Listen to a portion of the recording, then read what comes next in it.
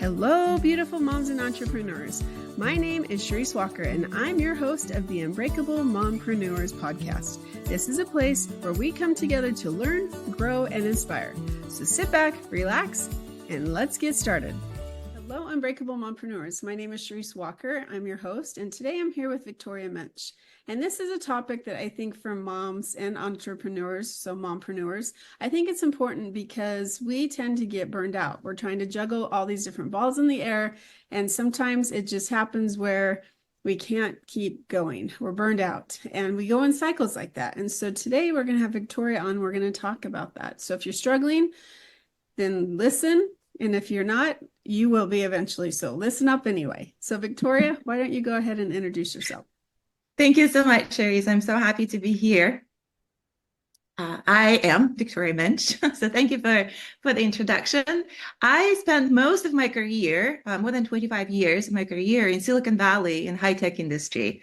I worked in large global corporations. I worked in startups. I worked in a boutique consulting company. I started a consulting company. So all this really came with the juggling act, right? Before I had kids and family, after I had kids and family, I actually started my career as a psychologist. So out of college, out of high school, I really wanted to be a psychologist. So I went and got a degree. I got a master's degree. I got a PhD in psychology, and then I started working with people, and it lasted a little bit less than a year. And ended up with what I now know was a burnout. And I thought that for sure it was because I followed my passion, but I followed the wrong path. Right? I really made a mistake. I went to the profession that I did not like. So I pivoted. I pivoted in a corporate career. And lo and behold, I went through another couple of cycles of burnout and pivoted here and there and here and there. Until I realized that it's not a job, right? It's not really external circumstances that led to that. It's really my attitude, my mindset, my approach, and lack of skills to deal with this. So I accumulated my own experience, and I really want to share that experience with others so that we can deal with the burnout and with everything that leads to burnout in a much more productive manner. I love that. And it is always a journey, isn't it? We tend to get into things because we've journeyed through it and have either experienced it or seen other people experience it, and we want to help. And so I want to talk to you more about the startup businesses that you've done. Can you elaborate on what you've done with the startup businesses and how you've helped them prevent burnout? Yes. So for startups, I worked in startups as my career was in marketing. So as a marketing professional, as a VP of marketing, director of marketing, I did that. So in the startup environment, there is a lot of pressure, right? It's lots of pressure from so many different sides. In the global corporate world, there are pressures, but there are other pressures in in kind of a smaller entrepreneurial settings. There's just so much that's going on. There's so much responsibility, especially on the leader of a startup, on the founder, on an executive of a startup, that we feel it much more closer to heart, let's put it this way, than in the corporation. So it is a journey, as you said, right? In that startup, I came to a point where I would come to work and I would be disassociated, actually. I would think that everything is happening as on a TV screen. I'm here, but not really here. So I'm just watching from the outside, which apparently when I started to dig deeper into burnout, it's not that uncommon.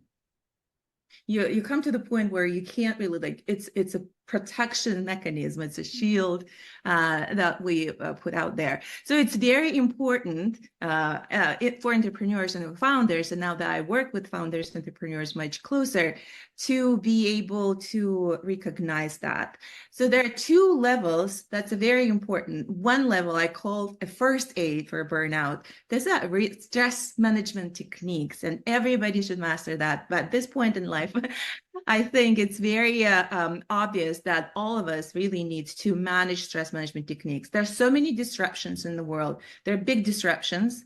They're small disruptions, and they're not going to go away, especially being in Silicon Valley. I actually worked with corporations a lot, the technological disruptions, right? So something is going to happen that's going to disrupt your business model. Something is going to happen in family, right? It's like, I don't know, your kids don't want to go to school in the morning. That's a disruption. So something is coming at you. You cannot really predict that. So uncertainty is a given. It's how we react to that uncertainty, how we react to that disruption, how we're prepared mentally to take steps and not go into a complete stress cycle. That's what's going to make a difference. And stress management techniques doing that, right? So they're helping you in the moment. When there's an overwhelm, there's an anxiety coming up, there's an anger, there's frustration. There are simple techniques that allow you on the physiological level to talk to your survival system, right? So calm down. This is not a life-threatening situation. You can switch the mode. So that's the stress management techniques. I love that. So when you were dealing as a leader and we're facing all these different things, what are some of the things that you talk about innovative leadership? What are some of the things that or tactics people can use as the leaders of the business to deal with all the stresses that are coming in, but still motivate people to continue to do a good job? Right. Okay. One of the most important things I think that we as leaders want to learn is an art of letting go. That's hard. Yes, exactly. It's like you got where you got, not because you were letting go, because you were leaning in, right? So you were all in, very focused on the goal, and you know that you're the best. Like I know that I'm the best at most things that I do. I can do them better than anyone else around me. So I'm going to do them all. Or I want to tell them to do this exactly as I want to do them. So this is the control, right? So a lot of that control is unnecessary control. So being able to recognize which control is necessary and which control is unnecessary is really key to that. And what's underlying under that control is really a fear, that fear of letting go. So if I turn around, something is going to happen. Recognizing that fear and dealing with that fear in the moment, that's the skill that you want to master to allow for this. And that actually, speaking of the leadership position, what it does, and it's amazing that people around you, people on your team, they're going to mirror that as well. So they're going to breathe deeper. They're going to rise to the challenge. Those who won't rise to the challenge, you can let them go. But most of them will rise to the channel. So you'll actually surround yourself with people who can rise to that challenge. And they will also mirror your behavior. So it's really a fantastic experience from the leadership perspective and from building a team that you want to see. I have to go back to it though. You say that your employees mirror you. That is so incredibly true. And so if you're not mirroring positive traits, then you're not going to get positive traits. And so I think of it like a little mother duckling and how all the little ducklings are following behind her. We were in Florida recently and my daughters, I don't know why they automatically lined up and they just, anywhere I went, they were in a line coming. So I took a picture to kind of show my little ducklings. And that's kind of how I think of it sometimes with employees, that am I talking to all my little ducklings today as my department heads? Am I reaching them and are they on board or are they starting to veer off in a different path? Because you as the leader, it is imperative that you make sure that you're doing and leading in the way that you want your company to go. And if you're not, then you either need to get someone that can do it for you or get back on the boat. So, all right. So as leaders, and I kind of talked to you about this a little before, that at the beginning of the year, I put a laundry list of things, all my goals that I want to accomplish in multiple different businesses that I have. And everyone on Facebook's like, oh my gosh, Charisse, I can't believe it. Da, da, da. And as I'm looking through it, and now I'm here in September, I'm tired. Like I'm exhausted. And suffice it to say, I'm kind of burned out. And so how do you motivate, or what is some advice that you have for leaders that do feel the burnout? They do feel drained. They do feel exhausted. They just are tired. What are some ideas that you have for us? Well, it's fantastic to have a list of things and a list of goals. Fantastic. Right. Well, I also want to tell you that people are so unique.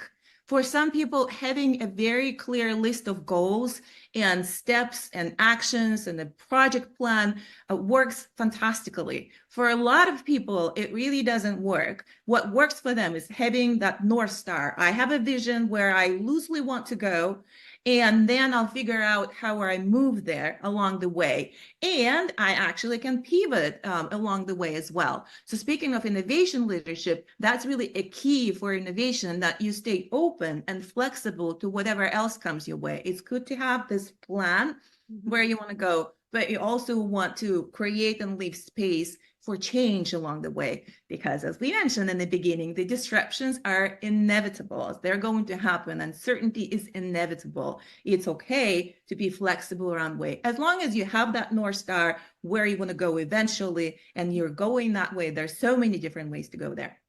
So that's that. In terms of just everyday behavior, it's very important. And that was it was really a game changer for me. It's really important to leave space, to create space in your day for activities that bring you joy. I know it's counterintuitive. Say, I'm already in burnout and you want me to do more things. But it is a game changer. So what is it that you like to do? Not because somebody asks you, not because somebody expects something from you, not because this brings return on investment, not because you think you ought to. For the only reason is that it brings joy, and brings joy and happiness. You want to do it. And it does not have to be something big. It doesn't have to be a cruise, 6-week cruise. It could be really little steps, a little bit, but they're intentional. You want to build them into your calendar, intentional steps. I want to go outside for 2 minutes and I want to feel the sun on my skin. And I do it for me because I enjoy it. Mm-hmm. You can have 2 minutes and you do it intentionally. That's how you bring joy. But what's important is that that's how you replenish your energy. Right? We're so bogged down in the things that we need to do, in our plans, in our projects, and where we need to go, how we need to manage our people, our team, our family life, everybody, to keep control around this. But we forget about this. So I did this simple exercise. Somebody told me, do this simple exercise. Put a list of 20 things that you like to do, just for the sake of it, because they bring you happiness and joy. You know what happened? What? It took me 2 weeks to put this together. Gosh. Yes. Well, try it. I challenge everyone to try it. I stopped at number 3 and I looked at it and said, you know what? I don't remember anymore what makes me happy. I forgot. I literally forgot. I know what I want to do. I know what I need to do. I know what others expect from me. I know where my company wants to go. But I forgot what I actually like and enjoy. And that's crucial. You as a leader, you owe it to yourself. It's a responsibility for you and before you and before your company to replenish your energy. That's how you become a better leader. You create that joy in your life, and from that space, you can actually do more. So you have that harmony in your life. You're not just one person identified with one role as a head of the company or an entrepreneur or whatever that one role is. You are a multifaceted, multi-passionate human being. And for that sense of well-being and harmony, you have to have all these different, parts of yourself. You cannot just ignore other things that, you bring joy in your life. So that's very important. And it does not have to be something big, but it has to be intentional. Right. So for me to be a better leader, for me to be a more successful human being, I actually need to create that space for me to replenish my energy, to bring back joy. And I think it's because if you're constantly in the grind, and I speak from experience, if you're constantly in the grind where you're working from 6 in the morning or even 3 in the morning till 11 o'clock at night, and I've done that a lot, and it's just, how much are you really getting done versus how much could you if you actually went and did something to get your mind off of it, to go relax and really take the time to just relax. Like recently we went camping. We haven't been camping in 2 years. And when I say camping, we had our RV. So there was no Wi-Fi, there was nothing. And I actually was quite enjoying myself. And my husband's, he's like, there's nothing to do here. There's nothing to do here. And I'm like, I'm okay just hanging out and playing games with the kids in the RV. And we ended up leaving it a day early because he didn't like it. He didn't want to go anywhere. And he's the one that could just sit around and not do very much and he'd be happy. So it was very interesting. We switched roles. But I realized that I needed that time just with my family and my kids. And that's probably why I was okay to unplug and enjoy, because then I got back. I'm like, okay, I can do this again. And so sometimes we have to, like, I was thinking, I've always wanted to take singing lessons, belly dancing lessons, whatever it could be. And I've always come up with an excuse why I don't do those things. And before you know it, you're 20 years later down the road, and I'm like, I could have been a really good singer by now if I just taken a few classes every once in a while. And so I think that it creates more creativity. It gets your mind off it, and it replenishes your bucket so you can go do more. And so oh, go ahead. And that creativity is so important, right? It's a moving force. And creativity, it manifests itself in so many different venues. So if you go sing or you go paint, it doesn't mean that you take this time away from others that they want or away from your important job or anything. You're actually supporting yourself with that. Once you start painting, there's so many ideas that come, that come to you. That creativity starts flourishing in other areas as well. So it's almost like giving yourself a permission, and that permission is that it's important. It's important for me to replenish. I can be a much more effective person doing that. So let's talk about productive happiness then. What is that, or what does it mean? Right. So when I came up with the concept of productive happiness, is actually that. So a lot of us, we, again, in the grind of it, as you mentioned, and you think, well, for sure it's a job, right? So for sure it's a location. For sure it's this person next to me.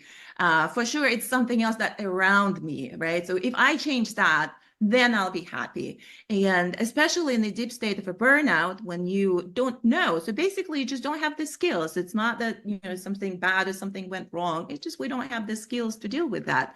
Nobody taught us those skills. When you don't have these skills, you think, if I change that, then I'll be happy, right? So we come to the point of really despair. I cannot take one more day going to that job. I cannot take one more day doing this business, especially as high achievers. You climb that ladder, you put all this effort, and you're on top of that ladder, and you're deeply, deeply unhappy. And so I cannot take one more day of that. And what people do, they say, of course it's a job. I'm going to quit, right? So I'm going to quit. I'm going to move. I'm going to, change a partner or, leave this partner. What happens? You still don't have skills, right? So a month later, you're in the same position. So you change external circumstances, but you didn't change internally. So you took yourself with you. Fundamentally, you still don't have those skills. So the productive happiness, like master the skills, right? So don't assign this to what's closest to you. Like we tend to blame our partners, for example, or we tend to blame the job or the manager, or the company, or the culture of the company. So postpone that judgment, master the skills, and then you'll decide whether this is the job that you want to, quit, or location or something else. So that's the productive element for that. Don't make those impulsive decisions, because if you didn't make internal changes, if you still don't have the skills, this is bound to repeat. Yeah. No, that's very good advice. Very, very good advice. Okay, so over the last, I would say, 4 years, we've seen tremendous change in our economy, in our world, the way that we do business and what we do. And although we don't have a crystal ball, we can't see around the corner. How do you navigate through that type of disruption where some things are beyond our control? And how do we maintain a competitive advantage? Good question. I know that was a lot. So from a leadership perspective, again, flexibility is very important. Keep giving that flexibility, keeping the structures open, having people around who are open to change, who are open to embracing uncertainty, who are resilient to those changes. That's important. From the business perspective, and that's what I've been working with, global corporations for innovation culture and dealing with disruptive technologies. So it's important to have actually 3 levels of horizon of what's to come.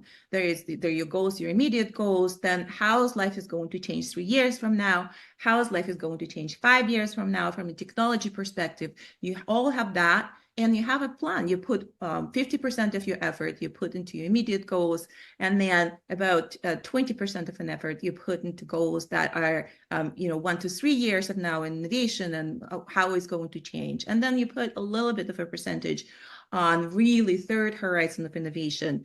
So what if the cars will fly from now on? How is it going to impact my business? So as a leader, you want to have that view, even on your even if it's a small business, not necessarily a large corporation. For a small business, all this that's happening, how is going to impact my business from a larger point of view, from a context, right? A larger context of what's going on in the world. And that, assigning these different percentages and attention to those buckets, that will help you to keep that flexibility, right? So it will help you to understand that things may change. The resilience comes with that I'm prepared mentally, and then I'll react to what's happening in the moment. Having the team, as I said, releasing that control, that you tell everybody how things need to be done, and you give them prescription of how things to be done and what goals needs to achieve. Having a team that's flexible, so you release the control, you delegate that to your team, you will get many more ideas, and you will get a much more productive team as well, a much more flexible team that can react with resilience and flexibility to those changes from outside. So that's important as well. And it really comes to a leader to create that structure in that environment. And it really comes to your internal mindset and your flexibility and your resilience to allow others on your team to be that as well. Does that make sense, Charisse? Yeah, you did a beautiful job on that. That absolutely makes sense. Okay, my last question for you is, now that you know what you know, because you've obviously been in business from startups to big corporations for a long time, if you could talk to that college graduate that's coming out of college, what advice would you give her in the business world that she needs to know right now so she can be successful?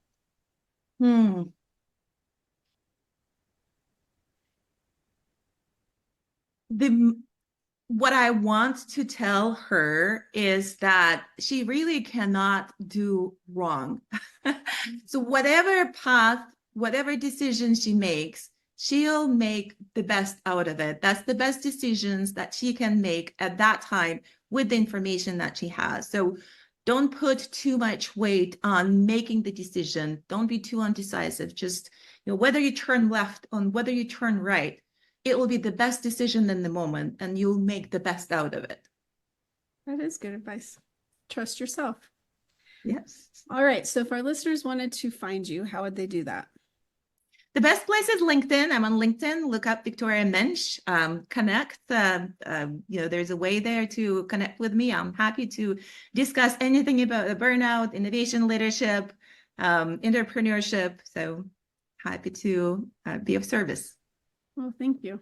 Victoria, it's been a true delight. Thank you so much for being on the show. Thank you very much, Charisse.